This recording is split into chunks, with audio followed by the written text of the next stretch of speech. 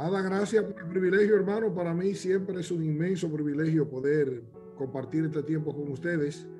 Y nos toca hablar hoy acerca de experiencias vitales del Nuevo Testamento, que está en la base de lo que la iglesia llega a ser. O sea, la iglesia no se da en un vacío y se da a partir de unas cuantas experiencias útiles que están registradas ahí exactamente con la intención de que nosotros aprendamos. A mí me gusta mucho como Dios diseñó por el Espíritu Santo que la iglesia fuera hecha, porque Él dejó sólidamente establecidas cosas que a manera de costumbre no están como mandamiento, pero están en forma de cómo se hicieron las cosas, que no vamos nosotros a hacer exactamente así, pero sí desde nuestro contexto, desde la realidad que vivimos, aprender. Y al mismo tiempo me interesa que Dios no puso forma muy fuerte y firme como mandamiento de cómo tienen que hacerse las cosas, sino que nos dio principios generales que nos sirven a nosotros para tomarlo y aplicarlo en nuestro contexto, esforzarnos en ser una iglesia del Nuevo Testamento en el siglo XXI. De eso es que se trata. Hermano Jim Getz, en el libro que estamos estudiando, referimos la perspectiva de la iglesia, hace énfasis marcado en eso, en que a través de las escrituras, por el lente de las escrituras, específicamente el Nuevo y el Antiguo Testamento, pero desde el libro de los Hechos hacia las epístolas en particular, a través del lente de la historia y de la cultura podamos usar todo aquello que Dios nos ha legado. En ese sentido, hay una variedad de experiencias. Él llama particularmente estas vitales, y yo creo que para ustedes es normal saber de qué se trata. Si es vital, tiene que ver con qué. Es esencial, es parte de la vida de la iglesia. Es esencial, y dijiste la palabra, de la vida de la iglesia, exactamente. Y se define la vida de la iglesia en ese sentido.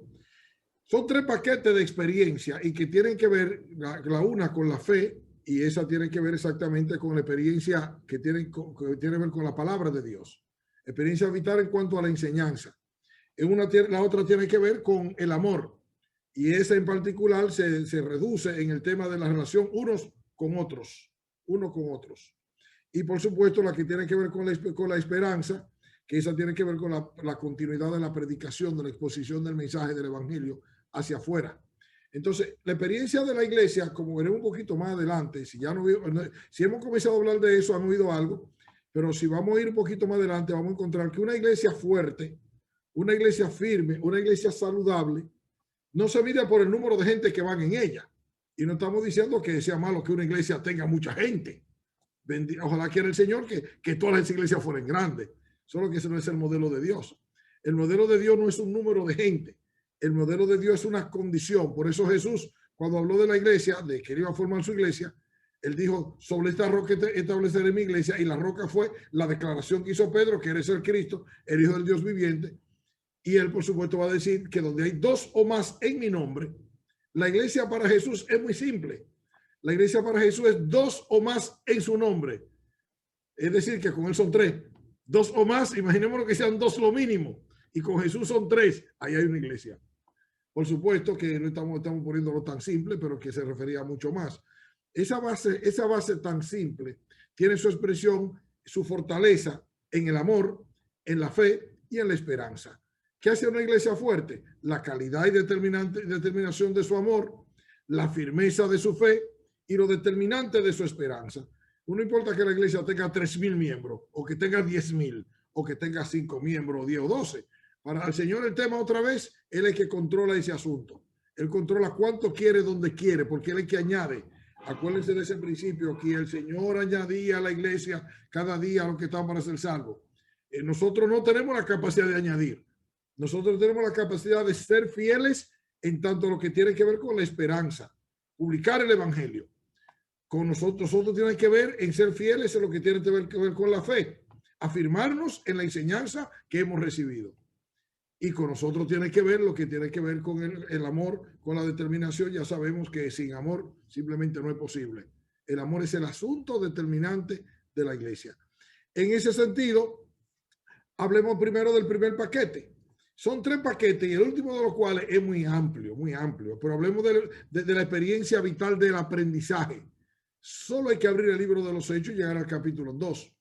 Y usted va a encontrar que una vez que la gran comisión es obedecida, que es lo que pasa, por lo que ellos se quedan en Jerusalén, cuando viene el Espíritu Santo, viene en el marco de un acto de obediencia. Usted, una cosa que vamos a aprender del libro de los Hechos, si lo notamos, es que la obediencia es siempre el común denominador en la iglesia.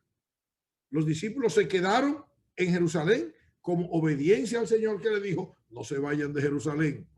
Entre tanto que se quedaron en Jerusalén, estuvieron orando, y el Espíritu Santo viene a la iglesia y lo encuentra exactamente en ese orden que estaban orando. Habían hecho cosas que tenían que ver con la obediencia, que era completar el número de los discípulos. Y cuando el Espíritu Santo viene, lo que Pedro hace es que usa la llave del reino y abre la puerta al evangelio, y 3,000 responden. Ahora, cuando esos 3,000 responden, es donde nace la iglesia como un grupo para el que nadie estaba preparado, porque el Señor no dio detalle a nadie de lo que iba a pasar. Él dijo lo que tenían que hacer, pero no lo que iba a pasar. Me seréis testigo en Jerusalén, Samaria, Judea y hasta el último de la tierra. Ahora Dios mantiene el control siempre de qué es lo que va a pasar. Dios se guarda el derecho de hacerlo como Él quiere. Y en este caso, la gran comisión es obedecida y el resultado es que 3,000 creen. Y si seguimos rastreando a Lucas, que Lucas es muy detallista, a Lucas le gustan los números, pronto va a ver que el número llega a 5,000. Y si seguimos rastreando, vamos a ver que el número llega a 10,000. Y usted se pregunta, ¿y qué es lo que genera ese crecimiento?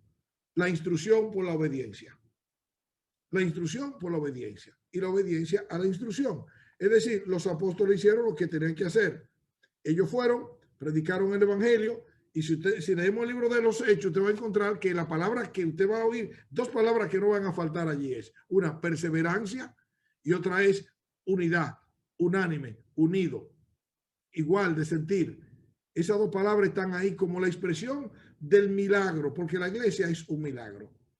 La iglesia es un milagro que Dios se determinó a hacer él y que lo guardó en palabras del apóstol Pablo, un milagro en función de un misterio. O sea, no es un milagro que sucede porque sucede. Están los planes eternos de Dios, Efesios capítulo 1. Cuando Pablo escribe a los hermanos en Éfeso, le va a hablar de que Dios diseñó desde antes de la fundación del mundo todo lo que la iglesia es. Y la iglesia no es otra cosa que la expresión de todo aquello que Dios iba a hacer con Israel, pero que Israel se negó. Va a tomar esos privilegios inmensos que le tocan a Israel, porque Dios es fiel. Irrevocable son los dones y el llamamiento de Dios. Y la promesa que Dios hizo a Abraham y que Israel se negó a cumplir, Dios se guardó el derecho de traer de Israel un remanente a quien él quiere, de ese remanente a quien él quiere, y lo manda a los gentiles y trae de los gentiles un remanente y forma de dos pueblos que eran, por supuesto, antagónicos por razones históricas, forma un solo pueblo. En eso consiste el milagro.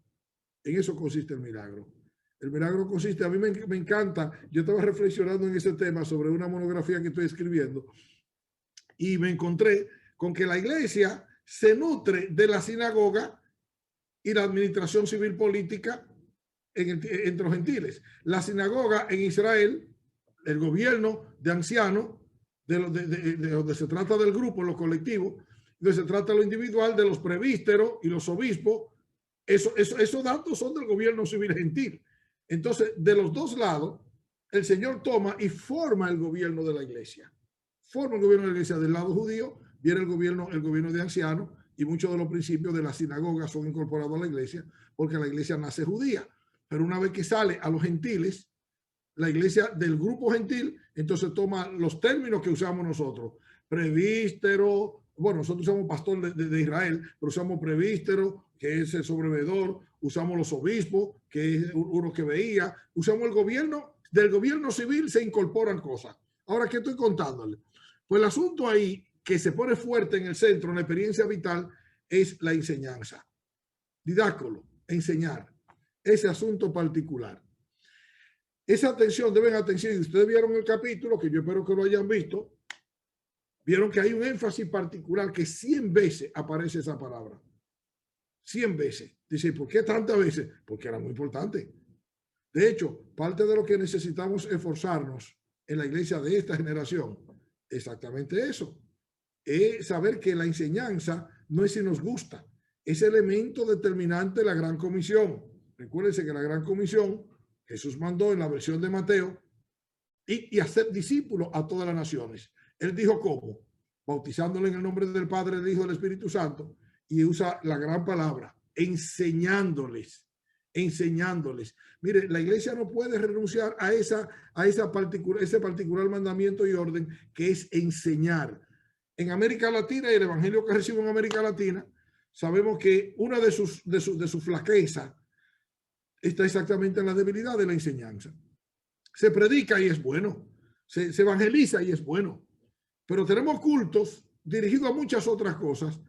Bueno, por supuesto, sabemos que estamos hablando de la iglesia en sentido general, amplio, pero la enseñanza como el asunto medular de la iglesia en muchísimas congregaciones no se usa. No se usa, se dan cultos, se predican de cosas, se hablan por circunstancias, se celebran días, se hacen programas alrededor de los días de fiesta, del calendario, pero enseñar la palabra, que es a lo que se le manda. El apóstol Pablo ya en la postrimería de sus días, ya estaba en la cárcel, ya sabía que lo iban a matar, 2 Timoteo capítulo 4, ya se había dado el veredicto que lo iban a ejecutar. Él escribe esa epístola a Timoteo, yo digo la epístola más emocional del apóstol Pablo, y en el capítulo 4 él hace toda una explosión de intención. Y él le dice a Timoteo, te ruego, te pido, te mando delante de Dios y del Señor Jesucristo, te encarezco, es la palabra. Te pongo de frente y te miro a los ojos y te digo, te encarezco delante de Dios y del Señor Jesucristo, el mismo que juzgará a los vivos y a los muertos en su manifestación y en su reino. Que prediques la palabra. Si ustedes observan ese pasaje, usted va a encontrar que ahí en el capítulo 4, versículo 1 al 6, 7, el apóstol Pablo usa lo mismo verbo que usa cuando dice que desde la niñez ha sabido las sagradas escrituras, cual puede serte útil, te puede ser sabio para salvación. Toda esa escritura es inspirada por Dios y útil para corregir, para enseñar, para redarguir, para instruir en justicia. Eso mismo verbo le exige a Timoteo, te encarezco delante de Dios y del Señor Jesucristo, que juzgará a los vivos y a los muertos en su manifestación y en su reino, que prediques la palabra, que intes a tiempo y fuera de tiempo, reprende, redarguye, exhorta con toda paciencia y doctrina, que nadie te menosprecie. Y todos ustedes conocen el pasaje. ¿Cuál es la base por la que él dice eso? Es parte de lo que vivimos en esta generación. Nosotros tenemos el privilegio de vivir en una generación que es una generación en la que lo que menos importa es lo absoluto y lo sólido. Lo que es verdadero, lo que es auténtico, eso no importa. En esta generación lo que importa es lo relativo, lo que es ligero. A Dios sí queremos mucho a Dios, pero que no se meta con mi vida. Que yo quiero a Dios, pero sin que se meta en mi vida. A Dios, pero sin compromiso. Y la enseñanza de la que estamos hablando y que habla el hermano Guest como una experiencia vital era exactamente se dirigía a todo lo contrario. Las actividades que se hacían no eran en el aire, eran con objetivos particulares. Y el objetivo era la edificación de la iglesia. Por eso es que ustedes van a encontrar que en menos de 3 siglos, la iglesia llenó todo el mundo conocido.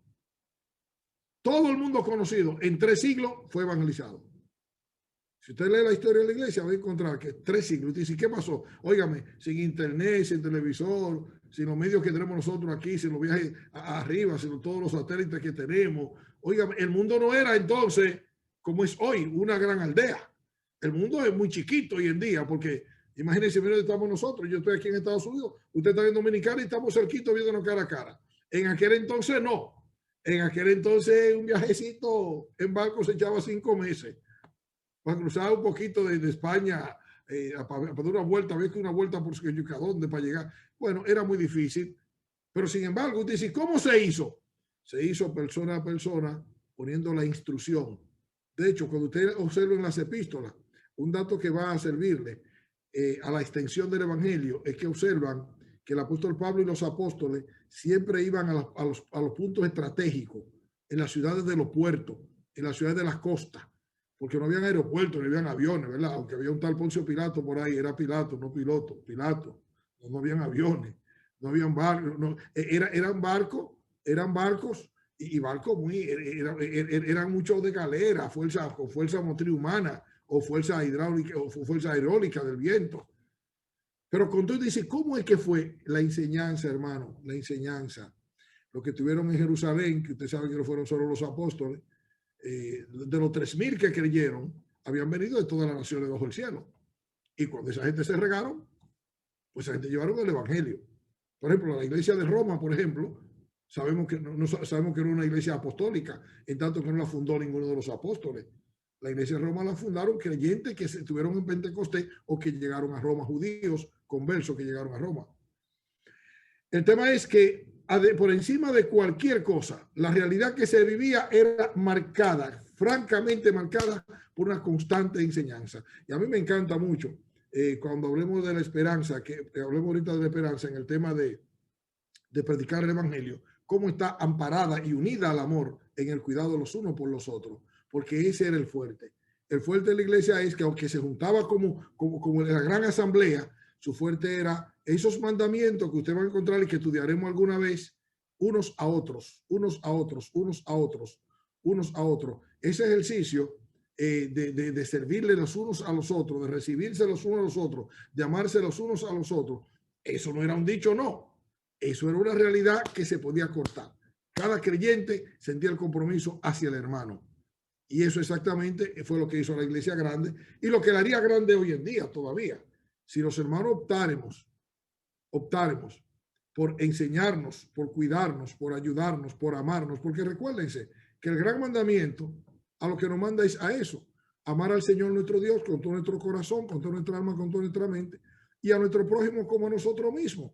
Es decir, el amor, el apóstol Juan plantea el tema del amor, lo plantea como que el amor debido a Dios se expresa en el prójimo. Es decir, tú no puedes amar a Dios en abstracto porque nunca lo ha visto, dice el apóstol Juan.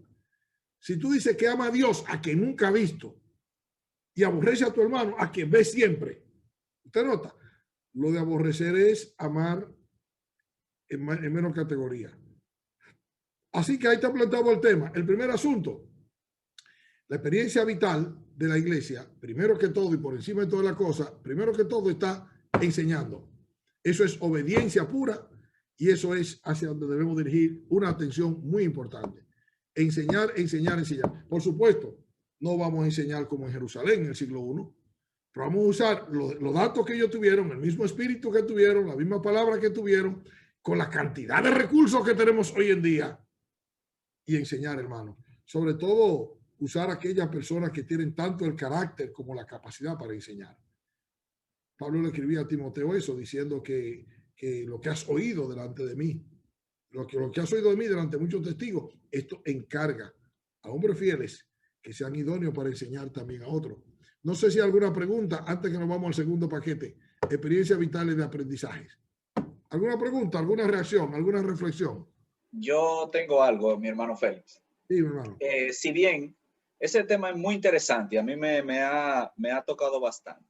Y hablamos de la generación con más recursos, que somos nosotros. Esta generación con todo lo que usted ha mencionado y ya lo que navegan más pueden saber de qué estamos hablando. Pero sería que a nosotros, la iglesia de ahora, moderna, a nosotros nos falta el ingrediente principal que Jesús dejó como tarea en ellos. Vamos a hablar de la obediencia. Pero veo si como todos nosotros quisiéramos ser maestros a distancia, y Jesús dejó muy bien la relación, porque la relación cercana modela ese Cristo del cual yo hablo. Y es lo que impacta. Tú acabas de mencionar un elemento importantísimo que es frente al que nosotros tenemos que definirnos. En ese sentido, la palabra de Dios es nuestra guía. La palabra de Dios nos guía con un agravante, y es que culturalmente hablando, ellos tenían una ventaja que nosotros no tenemos. Todos ellos venían de un contexto en el que las cosas se hacían así porque eran así, así se vivían. En el caso nuestro no. En el caso nuestro te voy a dar un ejemplo tan simple. La mayoría de nosotros, los dominicanos, que llegamos a conocer la fe cristiana, venimos del trasfondo católico romano. No venimos de una fe hebrea en la que la palabra es aprendida en casa desde niño, una fe hebrea donde se temía a Dios, una fe hebrea, y te estoy mencionando un ejemplo nada más. Nosotros venimos, venimos a la fe cristiana, salvados por el mismo Espíritu Santo, salvados por la misma Biblia, salvados por el mismo Evangelio, nacido de nuevo, venimos así, pero ¿de dónde venimos? ¿Qué es lo que, con qué que vamos a trabajar? ¿Con cuáles recursos? Pues mire, yo siempre recuerdo a doña Marcelina, que fue mi maestra de educación cristiana ya por los años mozos. Doña Marcelina siempre enseñaba esto. Ella decía, pongan esfuerzo, siempre que puedan enganar a un niño para el Señor. Siempre que puedan, háganlo. Y la razón que ella daba era, cuando tú ganas un niño para el Señor, tú ganas dos cosas. Gana una persona y gana una vida. Porque ese niño tiene una capacidad preparado para recibir y no tiene mucho que hay que modificar. Ese dato es muy importante. ¿Qué pasa con nosotros? Para nosotros llegar a ser creyentes, que aprendamos a andar en el Espíritu, Dios en su gracia tiene que invertir mucho tiempo por su misericordia en enseñanza por la palabra para poder limpiar esa mente de nosotros que nacemos y crecemos en una forma de fe equivocada, pero que parece la verdad y que dice la verdad, que habla como la verdad, pero que es muy equivocada. Estoy mencionando solamente el tema del catolicismo. Y no hablemos del discipulado.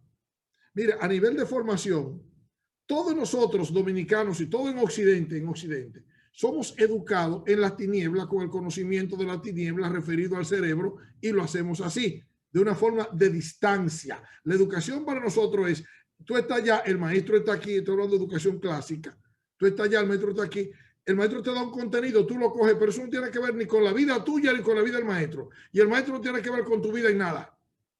Y si se mete mucho en tu vida, tú puedes decirle, maestro, por favor, manténgase en su lugar, que eso no son cosas suyas. La cosa suya es enseñarme a mí tal y tal.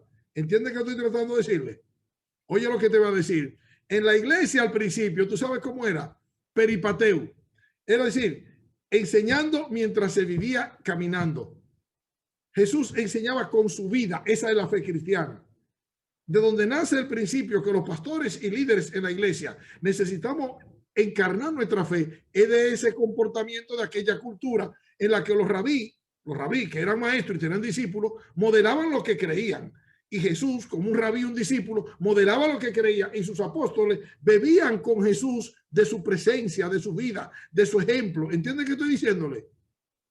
Ahora mira cómo nos cuesta a nosotros, formados así por toda nuestra vida, por unos maestros que no tienen que ver nada con mi vida y que no se metan en mi vida.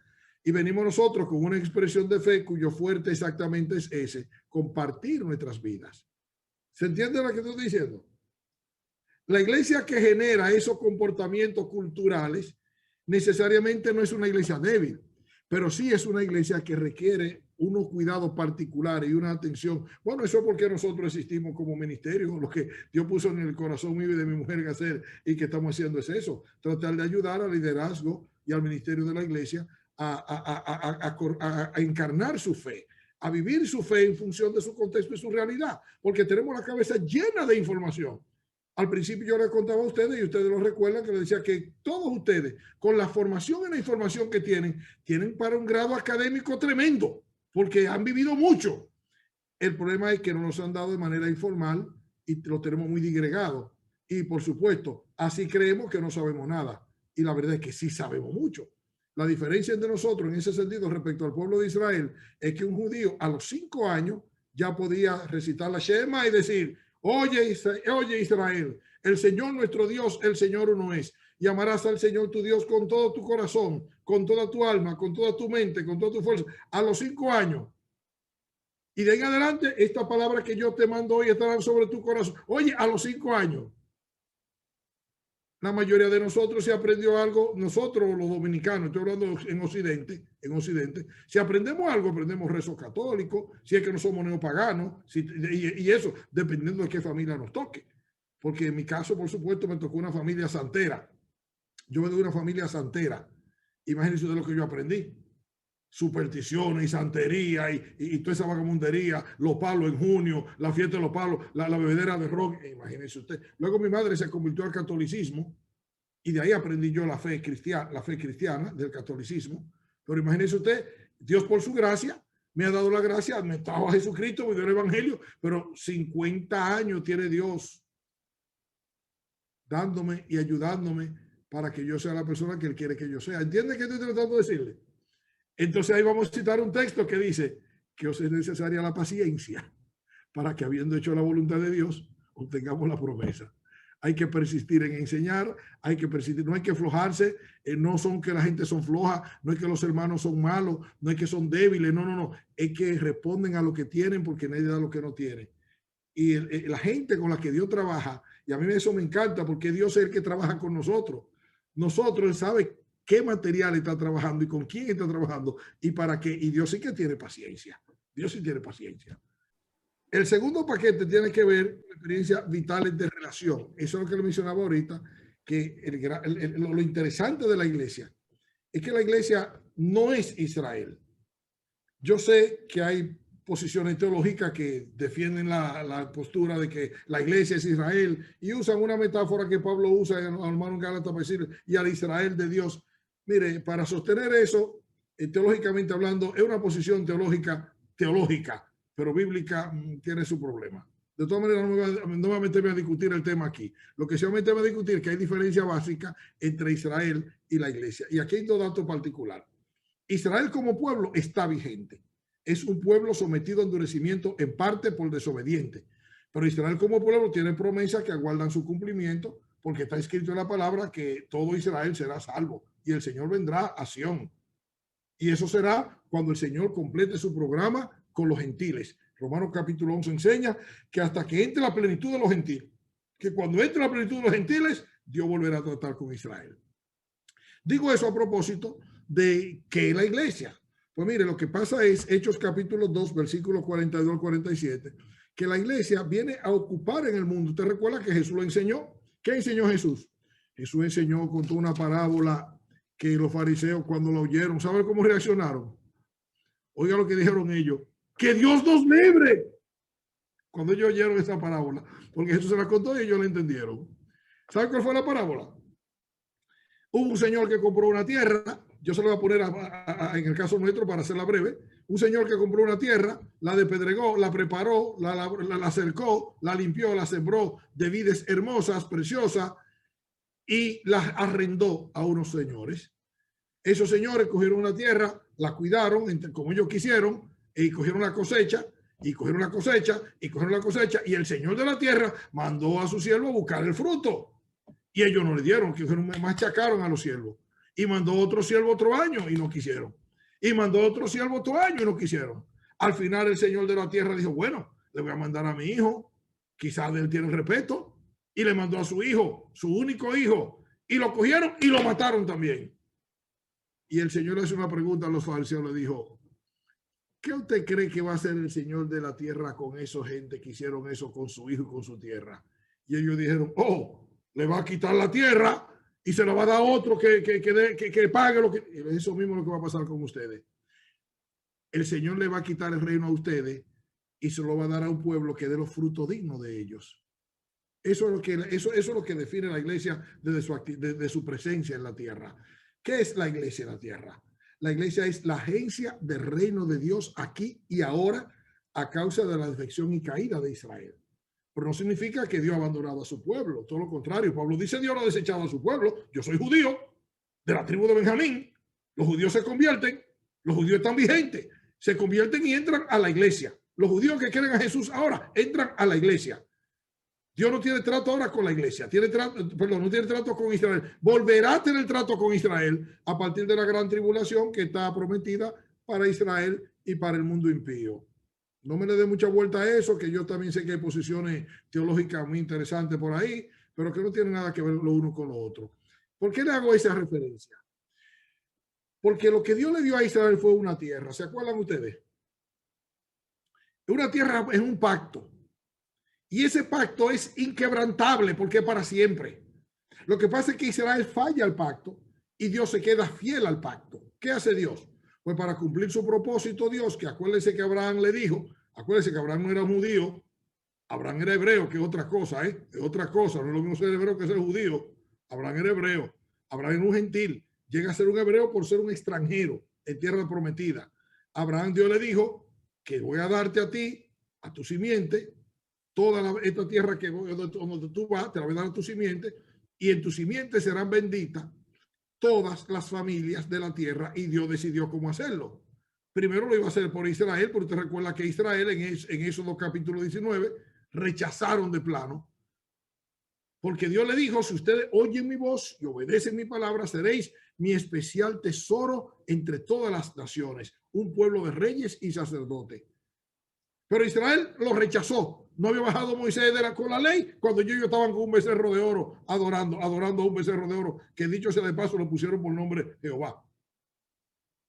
¿Qué hizo el Señor? Pues ustedes lean Éxodo 32, el Señor está bien de aquí en adelante. Yo voy a ir con ustedes después de Moisés luchar mucho con el Señor en oración. El Señor está bien, yo voy a ir, pero ¿sabe qué va a pasar? Yo voy a tener misericordia de quien yo tenga misericordia.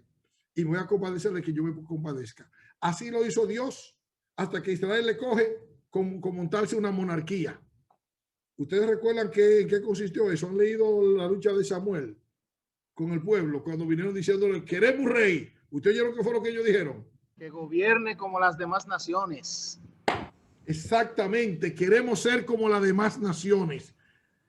Samuel se fue en llanto y Samuel lloró una noche y otra noche y otra noche. Y el Señor le dice, Samuel, ¿pero por qué tú estás llorando tanto? No llores, tranquilito. No es a ti que te están rechazando, es a mí. Es a mí que me están rechazando. Porque el Señor, el diseño que había hecho era ser el rey de Israel. El Señor en persona. Y lo sería a través de su Mesías, de su ungido, de su hijo, porque el Mesías. Pero Israel dijo que no, ellos no querían eso. Ellos querían ser rey y querían ser como las demás naciones. Él le dijo, dale su rey, no te preocupes. Y le dio su rey. Y Dios va a usar con las reglas del juego de ellos, va a traer el linaje que él quiere, y desde David va a traer el Mesías, lo sabemos. Pero ¿qué pasa? Que la tierra, como ellos violan el pacto, Dios los saca de la tierra, y Dios lo que hace es que se trae un pariente redentor, que es Lucas 4, que es Jesús, el pariente redentor. ¿Por qué le cuento todo eso antes? Para contarle qué es lo que Dios le ha dado a la iglesia. Se le dio a Israel la tierra de Palestina en heredad perpetua. Salieron de ahí porque violaron la ley del jubileo por los 2000 tantos años que estuvieron ahí. No obedecieron a una institución que Dios formó, que es un estudio maravilloso que me gustaría, si alguno de ustedes quisiera seguirlo, sígalo, muy interesante. La institución del jubileo, que era cada 50 años, Israel tenía que recomponer toda su economía desde la posición de la tierra, de forma que no hubieran pobres, que no hubieran necesitado, porque un sistema social perfecto, ¿sabe? Ahí en Israel, el judío que no tiene tierra no podía vivir ahí, porque era un pobrecito, Ok, mire qué pasa. Dios forma la iglesia. Y si usted observa cómo nace la iglesia, oiga usted, ¿qué pasa? ¿Cómo se lee el fenómeno? Dice la palabra, así que los que recibieron la palabra fueron bautizados y se añadieron en aquel día 3,000 personas. Y aquí viene el dato. Perseveraban en la doctrina de los apóstoles, en la comunión los unos con los otros. Subrayen la palabra comunión, que es una palabra muy importante. En la comunión los unos con los otros, en el partimiento del pan, en las oraciones. Sobrevino gran temor a toda persona y mucha maravilla y señales eran hechas por los apóstoles. Todos los que habían creído, oigan esto, estaban juntos y tenían en común todas las cosas. Y vendían sus propiedades y sus bienes y las repartían a todos según la necesidad de cada uno. Y perseveraban unánimes cada día en el templo, en el partimiento del pan, en las casas, comían juntos con alegría y sencillez de corazón, alabando a Dios y teniendo favor con todo el pueblo. Y el Señor añadía a la iglesia cada día lo que estaban para ser salvos. La herencia de la iglesia no es la tierra de Palestina, evidentemente. La herencia de la iglesia es la gloria del Señor Jesucristo. Y esa gloria tiene su expresión en la comunión los unos con los otros. Un creyente sin comunión, fuera de la comunión, es un judío pobre sin tierra. ¿Entienden el equivalente? Porque la bendición de los creyentes está en el mismo plano que el de un hebreo, pero un hebreo no tenía en la tierra, que era de donde venía el fruto. En el creyente el fruto viene de sí mismo. Por eso todo lo que nosotros tenemos en la iglesia no es nuestro. Todo lo que nosotros tenemos está o debe estar al servicio del Señor, que lo use conforme a su gracia y misericordia. Por eso es que el apóstol Pablo pide a los hermanos en Roma, Romanos 12, 1 y 2, os ruego, hermanos, por las misericordias de Dios. Eso es una petición a la iglesia de Roma, completa a la iglesia. Os ruego, hermanos, por las misericordias de Dios, que presentéis a Dios vuestro culto, vuestro cuerpo en sacrificio vivo, santo, agradable a Dios, que vuestro culto racional. ¿Usted oye cuál es el culto? El culto es presentarnos a Dios. El culto es darnos a Dios como sacrificio vivo. ¿Quiénes? Nosotros, porque nosotros somos el capital de la iglesia. No la tierra, no, nosotros. ¿Por qué? Porque Cristo vive en nosotros, porque nosotros somos equipados por el Espíritu Santo, habitados por Él, con dones que el Espíritu Santo nos da a nosotros, con capacidades que el Espíritu Santo nos da, no para nosotros, 1 Corintios 12, para los hermanos, porque todo lo que cada creyente tiene es para tu hermano. El más importante de la iglesia es el prójimo, no es el culto, ni el banco, ni los muebles, ni el templo. No. La iglesia existe en función del otro. La única expresión de fe donde el otro es más importante que yo es en la fe cristiana. En la comunión es la palabra. Si ustedes quieren gozar mucho y entender eso mucho mejor, yo les invito, búsquese por ahí un diccionario teológico de esos grandotes, de Killer, se consiguen uno, y busquen la palabra comunión y disfrútenla. Porque comunión es el asunto de la iglesia. Observen ustedes que los énfasis del apóstol Pablo con los hermanos corintios, comencemos por ahí, la iglesia que más dolor de cabeza le dio. Ustedes han leído el capítulo 1, la introducción de la epístola, capítulo 1 de 1 Corintios, versículo 4 al 9, lo que Pablo le dice a esos hermanos, porque él sabía lo que venía ya y sabía dónde estaba, pero él le dice esto en particular. De esto voy a pasar entonces a seguir en el material. Oiga, yo le leo estos versículos dirigidos a los hermanos corintios, porque el tema es que no depende de nuestra fidelidad, depende de ser iglesia, somos iglesia, y Dios se encarga y se guarda el derecho de ayudarnos a ser la iglesia que Él quiere que seamos. Gracias doy a mi Dios siempre. 1 Corintios 1, 4 al 9. Gracias doy a mi Dios siempre por vosotros, por la gracia de Dios que os fue dada en Cristo Jesús. Esa es la posición en la iglesia, en Cristo Jesús. Porque en todas las cosas fuisteis enriquecidos en Él, en Cristo, en toda palabra y en toda ciencia, así como el testimonio acerca de Cristo ha sido confirmado en vosotros, de tal manera que nada os falta en ningún don, esperando la manifestación de nuestro Señor Jesucristo, el cual también os confirmará hasta el fin, para que seáis irreprensibles en el día de nuestro Señor Jesucristo. Y aquí viene la gran declaración: fiel es Dios, por el cual fuisteis llamados a la comunión. Usted nota, el asunto grande de ser iglesia es la comunión. La koinonía es la palabra. La koinonía. La comunión define todo lo que somos como iglesia. Al punto que usted recuerda lo que Pablo hacía aquí con los mismos hermanos en Corintios, cuando él encontró un problema ético terrible que tenían. Usted recuerda que hay un problema gravísimo en el capítulo 5. Las palabras que Pablo usa no son cualquier palabra y el acto que hace no es cualquier acto. Es tan simple como esto: no cabe en la comunión nadie que prefiera pecar. El que prefiera pecar hay que expulsarlo para que peque afuera donde reina el diablo, porque la iglesia es el único lugar en el mundo donde el diablo no reina, no manda.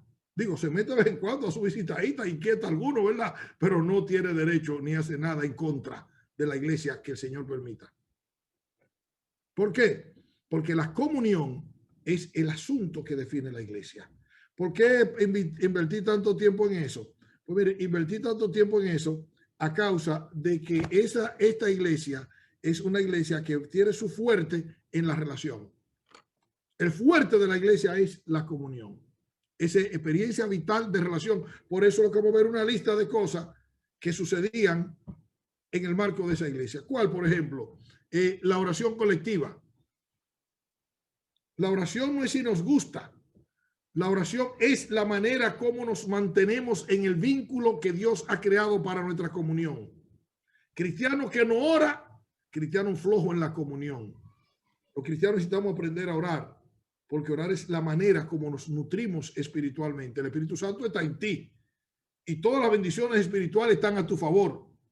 Pero Dios, que determinó darte la bendición, determinó el medio cómo te la va a dar, y el medio es la oración. Acercaos a Dios y Dios se acercará a vosotros. La iglesia oraba y estaban todos juntos porque entendieron el fenómeno. Acerquémonos confiadamente al trono de la gracia para hallar gracia y misericordia para cuando sea necesario, escribió el autor de Hebreo, para el oportuno socorro. El tema es que en la comunión la iglesia necesita hacer cosas particulares, y una de esas cosas particulares que la iglesia, nosotros como iglesia latinoamericana somos muy flojos, es en la oración. Los cultos más vacíos de las iglesias en sentido general son los de la oración. La gente no asiste. Por lo que más brega no da es orar. Usted dice, ¿por qué? Por lo que le contaba al principio del problema nuestro. Para nosotros los católicos romanos, los que venimos de fe católica romana, ya sabemos la perversidad que ni se ora, ¿verdad? Se reza, que son otros 500. Se reza. Y nosotros no entendemos todavía, estoy generalizando, la dimensión de la oración. La oración es el medio que Dios decidió para darle sentido a tu fe. La primera respuesta a la fe es la oración. Y si no, vayan allá a Hebreos capítulo 11 y óiganlo, porque sin fe es imposible agradar a Dios, porque es necesario que el que a Dios se acerca, ¿qué es eso? El que a Dios se acerca, ¿qué es eso? Galardonador de lo que le gusta. Comunión. Y es galardonador de lo que le buscan. Alguien dijo comunión. El que se acerca a Dios va en oración, en pos de la comunión con Él. Y Dios dice que el que hace eso tiene que tener dos cosas claras. Una, que Dios es real, y la otra, que es justo, que es justicia, que no se va a quedar indiferente a ti. La oración, hermanos míos, es el medio por el cual Dios determinó conducir su propósito en nuestras vidas y conducirnos a hacer su voluntad aquí. Pero Él no nos puede obligar, porque su justicia no se lo permite. En justicia, Él nos da la fe. Y la primera reacción, oiga, la primera reacción positiva de la fe debe ser orar. Es necesario que el que a Dios se acerca. Si ustedes observan, van a encontrar que cuando Pablo habla de la corrupción de los seres humanos, en Romanos 1:18, oigan lo que dice, porque la ira de Dios se revela desde el cielo contra toda impiedad e injusticia de los hombres que detienen con justicia la verdad de Dios. Porque lo que Dios se conoce le manifiesto por cuanto Dios se lo reveló. Dios se lo manifestó por medio de las cosas hechas. De modo que no tienen excusa. Oiga, ¿cuál fue el problema? Que habiendo conocido a Dios, ¿qué fue lo que no hicieron? No le glorificaron como a Dios, ni le dieron gracia. Ustedes observan el tema. Es decir, en sus corazones decidieron no Dios, ir a ese Dios a orarle mucho menos. Y oiga, que está diciendo, Pablo usa la forma más simple de la oración, que es ser agradecido. Cualquier otra forma de orar que tú vayas a orar que no sea ser agradecido te va a costar un poquito más. Porque para tú agradecer solo tienes que haber recibido una bendición o ser consciente que la has recibido. Y decir, Señor, gracias. Oye, ¿y te cuesta decir gracias? Pues mire, si te cuesta decir gracias, te va a costar orar más si es un dolor terrible que tiene o si es una necesidad grande que tiene. Lo que estoy diciendo es, hermanos míos, que la iglesia lo entendió muy bien y ellos oraron. La experiencia vital se define en que oraron desde el principio. La iglesia nació en oración. La iglesia tiene que orar, no es si le gusta. La iglesia fuerte, iglesia que ora. Yo recuerdo un libro que estoy estudiando, que para que vuelva con un examen, que se llama De Vuelta a Jerusalén, que habla, en verdad está contando la historia de los hermanos en China, de lo que está pasando en China, de un movimiento que hay en China, cristiano, de iglesia underground. Y ahí cuenta el relato de un hermano de los fundadores de ese movimiento, que él fue a la cárcel porque lo obligaron a que negara a Jesús, y él dijo que no tenía por qué negar a Jesús. Y entonces resulta que él se hincaba a orar. Él cuenta que al principio en la celda donde él estaba, se hincaba a orar. Y cuando los carceleros lo veían orando, abrían la puerta, le echaban agua y le caían a palo. Y le daban una pela cada vez que oraba 3 veces al día. Y él se descubrió una cosa, que el tema es orar, no exactamente de rodillas. Entonces, ¿qué hizo él? Aprendió a orar sentado. Y se acabaron las pelas y se acabaron los palos. Dice él, y yo oraba más. Y oraba más eficazmente. Le menciono esto para mencionarle que él se sostuvo 21 años en la cárcel, recibiendo todo el maltrato que fuera. Y él decía, yo lo resolvía fácil. Me sentaba a orar. Ya no me daban los palos, ya no me echaban el agua. Y yo hacía lo que tenía que hacer siempre. Y el Señor me fortalecía orando. Hermanos míos, es que es la manera. Tú puedes recibir instrucción y la necesitas y la instrucción te va a ayudar. Pero si no ora, la instrucción va a ser lo que pasa hoy en día. Hermanos, ¿sabes qué problema tenemos en esta cultura? Que tenemos gentes muy bien educadas según los patrones de la cultura. Y los patrones de la cultura están dirigidos al cerebro. El cerebro te va a hacer un gran teólogo, un gran predicador si quieres, un gran maestro, pero con vida tan simple y tan vacía que ni siquiera en su propia casa tienen paz con su esposa y sus hijos, porque no le alcanza para vivir su fe no le alcanza para vivirla con su esposa, que es su principal inversión, su principal ministerio, sus hijos, es tu casa, tu esposa, tus hijos, ese es tu principal asunto. Y si tu familia no tiene, si tu fe no te da para nutrir a tu propia familia, yo no lo voy a decir yo, lo dice el apóstol Pablo, el que no sabe gobernar su propia casa, ¿cómo cuidará la iglesia de Dios? Y no podrá hacerlo a menos que ores, a menos que aprenda a orar. Hermano, yo sé lo que te estoy diciendo. O aprendes a orar y vas a ser fuerte en tu fe, o tendrá un cerebro muy grande, sabrá mucho griego, hasta mucho hebreo, mucha teología, puede saber todas las teorías teológicas de allá de ultratumba, de los tercer cielo, de Lazario, supralazario, lo predestinado. ¿No? Tú puedes saber todo lo que tú quieras, puedes saber mucho, pero no te va a servir mucho porque esto no se trata de un gran cerebro. Necesitamos conocer, necesitamos estudiar, no menospreciamos la capacidad de aprender, pero si no aprendemos a orar, seremos siempre cristianos débiles y flojos, porque el Espíritu Santo está para eso. ¿Qué hemos de pedir como conviene? No lo sabemos, pero el Espíritu mismo intercede por nosotros con gemidos indecibles, y el que escudriña los corazones, él sabe cuál es la intención del Espíritu, porque conforme a la voluntad de Dios intercede por los santos. Y si tú no te prestas para que Dios, el Espíritu Santo interceda por ti y lleve tu carga a Dios, tú le estás diciendo a Dios, yo te amo, sí, pero espérame ahí tranquilo cuando yo tenga tiempo para ti. ¿Y sabe qué te va a decir Dios a ti? Lo mismo. Lo mismo. Cuando yo tenga tiempo para ti. ¿Por qué? Porque Dios es justo. Y le dijo eso mismo una vez a un sumo sacerdote, Elí. ¿Se acuerdan de Elí? Que le tocó a Samuel al principio de su ministerio. Yo había dicho, le dijo el Señor a Elí por boca de Samuel, siendo Samuel muy joven, yo había dicho que tú y tu casa andarían delante de mí, dijo el Señor, pero aquí que yo nunca haga tal cosa. ¿Tú sabes por qué? Porque yo honro a los que me honran y a los que me desprecian lo tengo en poco. ¿Tú quieres que Dios te honre? Honra a Dios. ¿Cómo? Dobla la rodilla, saca tiempo para Él, atiende tu vida devocional, déjate de cuento. Se predica como se vive como se ora y se ora como se vive, no le dé vuelta. No hay forma de falsificarlo. O eres un santo que vive para Dios, aprendiendo de Él en su palabra desde la oración, o eres un hipócrita que ve tu vida ahí andando y contento con todo el mundo y tiene a todo el mundo muy bien y toda la cosa está bajo control. Prepárate. Que el Dios y Padre nuestro sabe cómo hacer que oremos. Él sabe cómo hacer, cómo santificarnos. Acuérdate que la disciplina viene para que seamos santos. La razón de la disciplina para nosotros en la iglesia no es destrucción, es santificación. Bueno, si eso implica destruirnos, pues también va a coger otro. Si implica llevarnos a la gloria, te va a llevar a la gloria si fuera necesario. Pero yo espero que no lleguemos a ese punto, ¿verdad? Usted que leyó el capítulo va a darse cuenta de los énfasis que él hace en cuanto a la bendición que implicaba esa oración colectiva y el énfasis que hace Pablo en todas las epístolas de la necesidad de orar y siempre orando y siempre orando y siempre pidiendo que se ore, porque hermanos míos, si no oramos simplemente no podemos. Otra experiencia vital es la alabanza colectiva. Ese es muy interesante y yo casi siempre en este punto solo voy a explicar el contexto cultural, porque es donde tenemos alguna dificultad nosotros. Usted tiene los datos ahí, usted va a encontrar que los énfasis están en la alabanza colectiva, están en reconocer a Dios, están en cantar la palabra del Señor, en cantar la doctrina del Señor, en cantar los contenidos del Señor, pero nosotros vivimos en un contexto muy diferente a los contextos allá.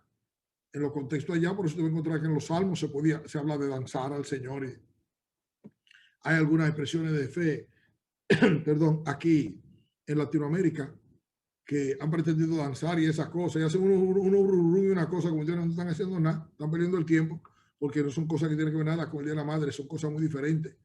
En Latinoamérica y sobre todo en el Caribe, el tema de la música cristiana es un tema que hay que tomarlo con mucho cuidado y sobre todo enfatizar el contenido de lo que se canta, porque es así que Dios lo actúa. A Dios los ritmos le gustan todos los ritmos le gustan a Dios, con una dificultad que tenemos los caribeños, que no es de Dios, es nuestra, y es que los caribeños, por razones históricas, tenemos una dificultad, y es que la danza para nosotros es erótica, muy erótica, y preparación para relaciones sexuales.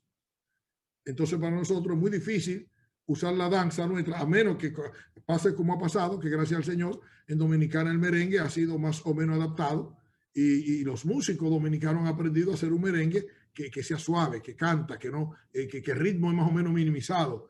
Pero la historia de la música dominicana, la historia del Caribe, a donde dirige eso, y porque hay mucho cuidado con el tipo de música que se usa para alabar, porque la alabanza allá era diferente a la nuestra, porque ellos usaban una cultura muy original, una cultura muy simple, donde no era, el erotismo no estaba implicado. Entre nosotros, los latinoamericanos y sobre todo los caribeños, el erotismo es una cosa que no se puede evitar en la música. Y eso se debe, por supuesto, a esto que usted ve aquí, este colorcito, este negrito y ese negrito que voy yo ahí, cada negrito que usted vea por ahí, lleva ritmo en la sangre. Eso viene de África. Y eso no hay que negarlo. Eso es un privilegio grande que tenemos algunos haber nacido negro para gloria de Dios. Y eso está con nosotros. Pero a la hora de usar ese ritmo, hay que tener mucho cuidado de asegurarnos de los contenidos para que Dios sea glorificado con lo que hacemos. ¿Se entendió eso? ¿O hay alguna reacción a eso? Me gusta, me gusta. ¿Le gusta, hermano? Amén, amén. Sí, porque se debe al hecho de que necesitamos tener un uso muy pendiente porque tenemos cuánto problema hoy en día con eso, que si el reggaetón, que si la bachata, que si el merengue. Mire, no me pregunte por el ritmo, me pregunte cuál es la motivación por la que se hace. Y por supuesto, hay ritmo de eso, hay un tal perreo entre los boricuas, el perreo, que es una cosa que no se puede mencionar.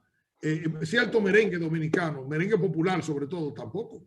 Digo, por supuesto, los énfasis deben estar como en la palabra, en los contenidos, porque la música no es cristiana por el ritmo, es cristiana por el contenido. Si canta la doctrina, si canta el evangelio, si canta la verdad, el poema cristiano, el salmo cristiano, eso es lo que enseña el Nuevo Testamento.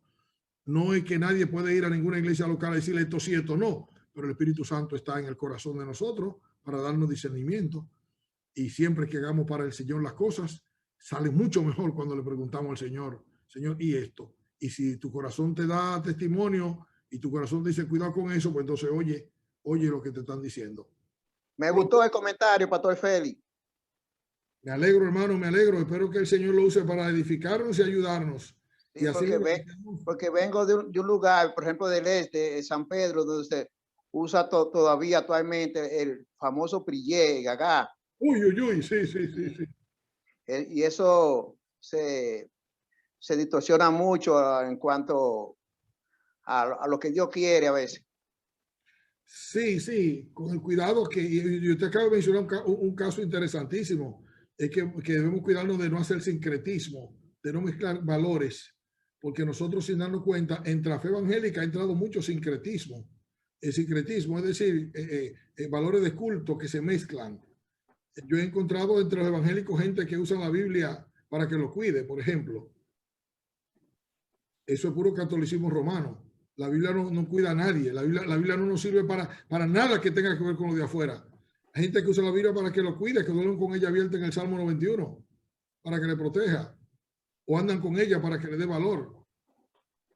Eso viene de esa misma escuela, de la santería y la brujería, de la superstición. Y otro que tiene una Biblia grande porque creen que mientras más grande su Biblia, más espirituales son ellos. Sí, que la espiritualidad se mide por el tamaño de la Biblia, una bibliota así que casi no puede con ella, porque son muy espirituales, ¿no? Y se visten de una cierta manera también. Mire, esos son líneas del catolicismo romano que entraron en la cultura. Los dominicanos todos somos católicos romanos, ¿verdad? De todo. Aunque hayamos dejado esa expresión de fe, pero la cultura está llena de eso, y nosotros los cristianos necesitamos los valores de nuestra cultura, bien, todo aquello que sea útil a nuestra fe. Los valores de nuestra cultura que no son útiles a la fe, no debemos tocarlo, porque no nos edifican. Y la regla, 1 Corintios 14, la gran regla hacia la iglesia es: hágase todo para la edificación. Lo que no edifica en la iglesia no debe hacerse. No lo haga, porque lo que va a crear es obstáculo. Bueno, eso nos lleva al tema de la ofrenda colectiva. Usted recuerda que al principio hablamos de que la iglesia, el capital de la iglesia somos nosotros, y que tenían todas las cosas en común. La ofrenda colectiva nace en función del amor, sale en función del amor. Mire, es interesante que cuando se habla de ofrenda en la Biblia no se habla de dinero. El dinero aparece como un elemento determinante e importante porque se usaba para satisfacer ciertas necesidades. Pero si usted ve 2 Corintios, capítulo 8 y 9, usted va a encontrar que hay dos palabras que sobresalen: amor y justicia. Observen eso. Porque en la iglesia ser generoso no es si tú quieres. En la iglesia tú estás obligado a ser generoso si quieres vivir para la gloria de Dios. Porque Dios te ha enriquecido, te ha dado todas las cosas para que tú seas generoso como Él es generoso. Y la pregunta, ¿es generoso Dios? Amén. Oh, usted, como Juan 3:16, ¿qué dice Juan? Capítulo 3, versículo 16. Usted sabe que es una declaración de generosidad que no se puede decir con palabras. Cuando Juan dice, porque de tal manera amó Dios al mundo, está usando una forma superlativa que dice que no se puede decir con palabras a lo grande que Dios ha hecho y lo tanto que a lo generoso que Dios es. Porque si hablamos de la generosidad de Dios, tenemos que hablar de su deseo personal de Él, sin que nadie se lo pida, sin que nadie se lo exija y sin que nadie se lo imponga. Siendo Dios soberano, Él decide darse a conocer. Ahí comienza la generosidad de Dios. Decide revelarse. Y ahí crea todas las cosas. Y la crea como un don para alguien que lo va a crear. Crea el universo, crea los cielos de los cielos, crea la tierra, la puebla, crea un huerto en el Edén y luego crea un hombre y le regala todo eso a ese hombre. Pregunto, ¿es generoso Dios? Pues sabe que crea su imagen y semejanza y nos creó para que seamos como Él, generosos. Digo, eso se manifiesta en la iglesia. Se debió manifestar en Israel, pero Israel no quiso. Por eso que Israel, yo le hablaba ahorita del jubileo, que ellos se montaron una monarquía y se quitaron lo que Dios había determinado porque ellos no querían ser generosos como Dios. No, ¿qué pasó con la monarquía? Pues cuando la monarquía se establece en Israel para ser como todas las naciones, todo lo que Dios había diseñado que Israel tuviera como bendición se cae. ¿Por qué? Porque los reyes comenzaron a coger la tierra, Samuel se lo trató de explicar, comenzaron a hacer esclavos a su propio compueblano, comenzaron a expropiar la tierra. El ejemplo de eso, más terrible de eso, lo tenemos en la viña de Nabot. ¿Se acuerdan de la viña de Nabot? ¿Se acuerdan de Acab? Amén. Acab y Jezabel, ¿se acuerdan? Amén. De la viña de Nabot, y que Nabot le dijo, no puedo darle a la heredad de mi padre, porque esa era su vida. Esa era su vida. Y ya ustedes saben lo que pasó. Pues eso que pasó, que mataron a Nabot por su viña para apropiársela, es un cuadro en pequeño del fiasco y el fracaso de Israel. Así fracasaríamos nosotros como Israel si no fuéramos generosos. Es decir, si nosotros no aprendiéramos a dar, dándonos a nosotros mismos. Le contaba ahorita que el apóstol Pablo puso como una condición para hacer la voluntad de Dios como iglesia a ese dato. Oiga ese dato. Óigalo bien otra vez. Romanos 12:1. Os ruego, hermano, por las misericordias de Dios, que presentéis vuestro cuerpo a Dios en sacrificio vivo, santo, agradable a Dios, que es vuestro culto racional. ¿Qué está diciendo Dios en ese texto? Que nuestra adoración es darnos nosotros mismos a Dios. Perfecto, hermano. Que nos demos, que nos demos. Darnos a Dios tiene dos movimientos. Uno, darnos a Dios. El otro, negarnos a conformarnos al mundo. Porque en ese sentido el mundo y Dios están absolutamente así, antagónico. Lo de Dios es simplemente lo que tú tienes y yo te doy es para que lo dé, porque me va a glorificar a mí dando, para que otro conozca, para que otro haga, para que otro avance, porque mi obra se basa en la generosidad del amor. Es amor, generosidad, es amor. En el mundo, no, lo que tengo es mío. Por eso te va a encontrar tantos cristianos mundanos. Lo que yo tengo es mío. No, yo si quiero. Mire, aquí nadie tiene nada. Aquí todo lo que hay pertenece al Señor, incluyendo tu vida y mi vida. Y Dios te dio la gracia de estar en la iglesia. Pues mira, quien te da la vida es el Señor. Quien te da la salud es el Señor. Quien te da la sabiduría para que trabajes es el Señor. Quien te da la familia es el Señor. Quien te da el aire es el Señor. Tú no tienes nada. Todo lo que nosotros tenemos aquí lo tenemos para el Señor. Y somos tan felices y mucho más felices cuando como el Señor damos y aprendemos a dar. ¿Se acuerdan del Señor Jesucristo? Ya conocéis la gracia del Señor Jesucristo, 2 Corintios 8:9, que por amor a nosotros, siendo ricos, se hizo pobre, para que nosotros por su pobreza fuésemos enriquecidos. Esa riqueza consiste en aprender a dar para Dios, a dar para Dios. Pero no se trata de cosas que se compran y que se venden. Lo que Dios le pide a la iglesia de Roma es su vida.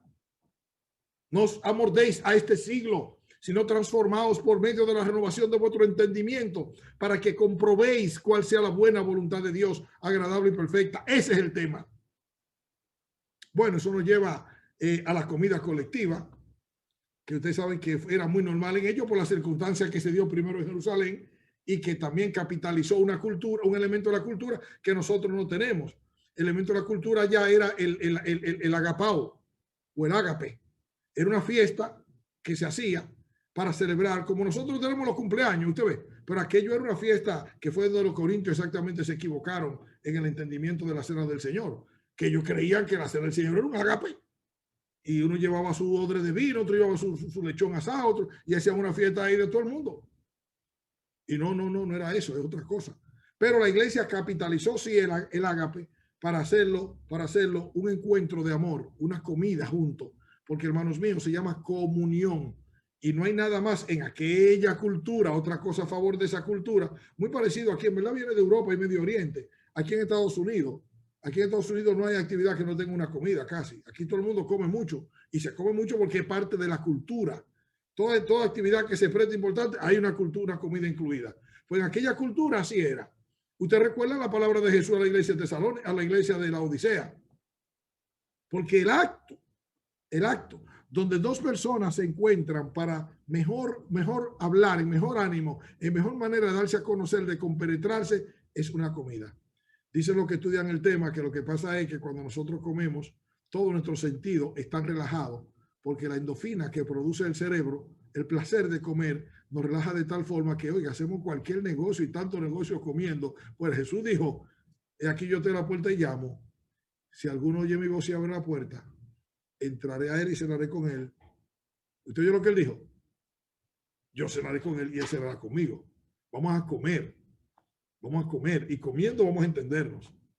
Pues la iglesia al principio, como ustedes leyeron el material del libro, comía juntos y comían juntos del libro de los Hechos y seguían comiendo juntos. Y eso, algo que debemos aprender nosotros es eso. La iglesia necesita invertir en la persona. Cuando se come, no se invierte en comida, se invierte en la persona.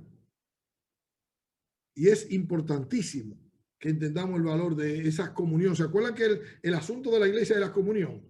El don de la iglesia eres tú y yo en comunión. Nosotros somos la razón de la iglesia. Nosotros, amándonos unos a otros, en la común esperanza, desde la común fe, eso nos ayuda, por supuesto, a crecer juntos, que es lo que se espera que suceda. Y hay una cosa con la que termino, que ustedes la conocen, que son las experiencias vitales de testimonio, y que eso habla de la necesidad de ser testigo, de predicar, porque el evangelio vuelve sobre sí mismo. Es decir, Pablo decía, porque yo no me avergüenzo del evangelio, porque es poder de Dios para salvación a todo aquel que cree, al judío primeramente y también al griego. Porque en el evangelio la justicia de Dios se revela por fe y para fe, como está escrito, más el justo por la fe vivirá. Pues mire qué pasa. Cuando se predica el evangelio y se vive el evangelio, se sigue predicando el evangelio. No sé si me entienden. Es decir, vuelve sobre sí mismo.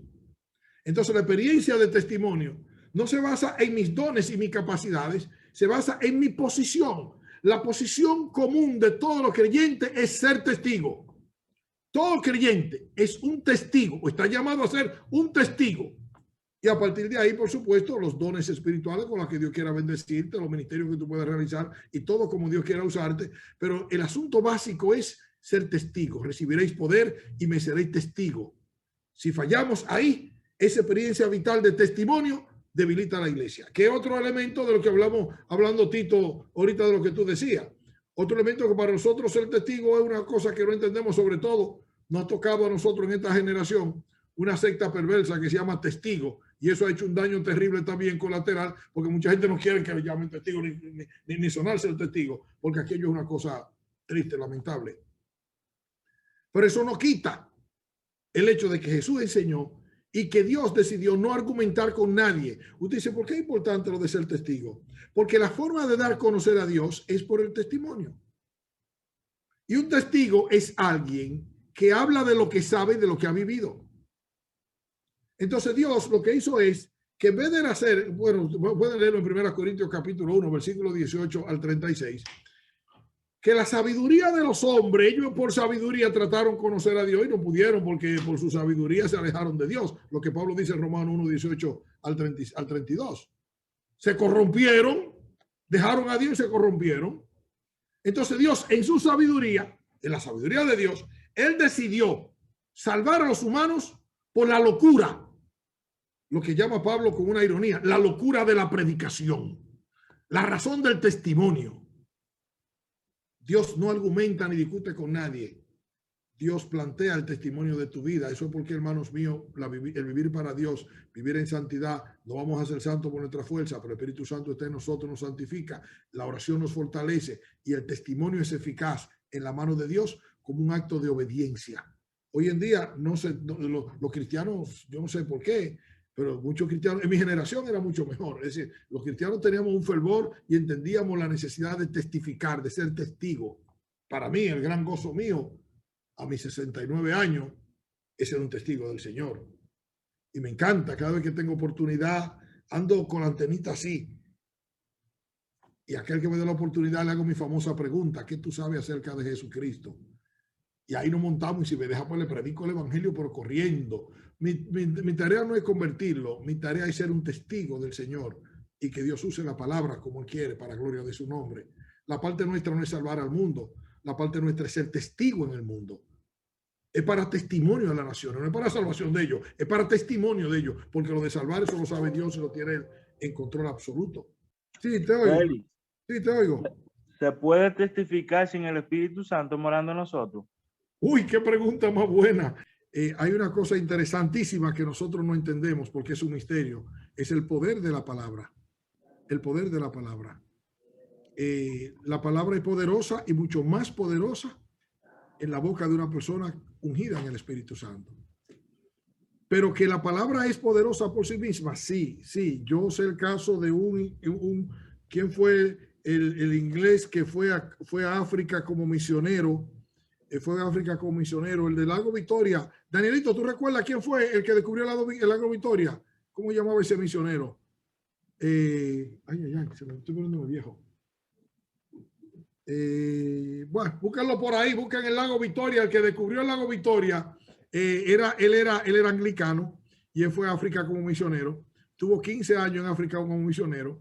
Ganó muchísima gente para el Señor y resulta que regresó a Inglaterra y allá se convirtió a Jesucristo.